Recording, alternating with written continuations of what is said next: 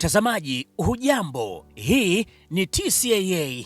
Leo tutaangazia historia ya usafiri wa anga. Kwa nini marubani wanavaa mistari ya dhahabu mabegani?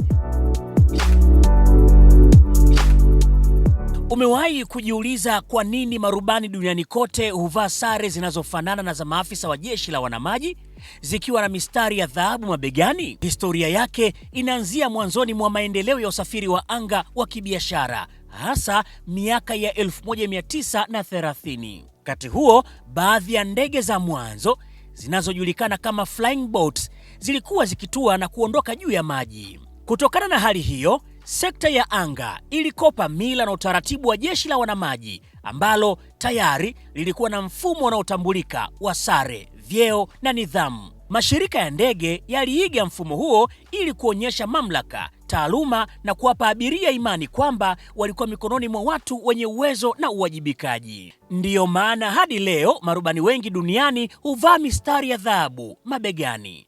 Mistari hiyo ina maana maalum, kama vile mstari mmoja inamaanisha rubani mwanafunzi au mwenye majukumu ya msingi.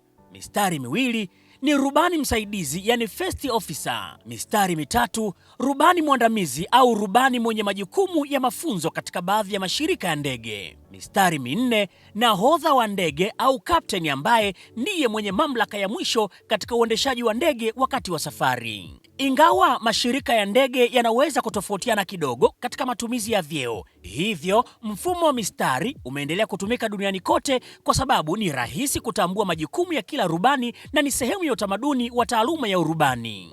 Na kumbuka, nchini Tanzania, mamlaka ya usafiri wa anga Tanzania TCAA ndiyo yenye jukumu la kutoa leseni na kusimamia marubani wote wa ndege za kiraia nchini. Hii ni TCAA na mimi ni Beni Mwanantala.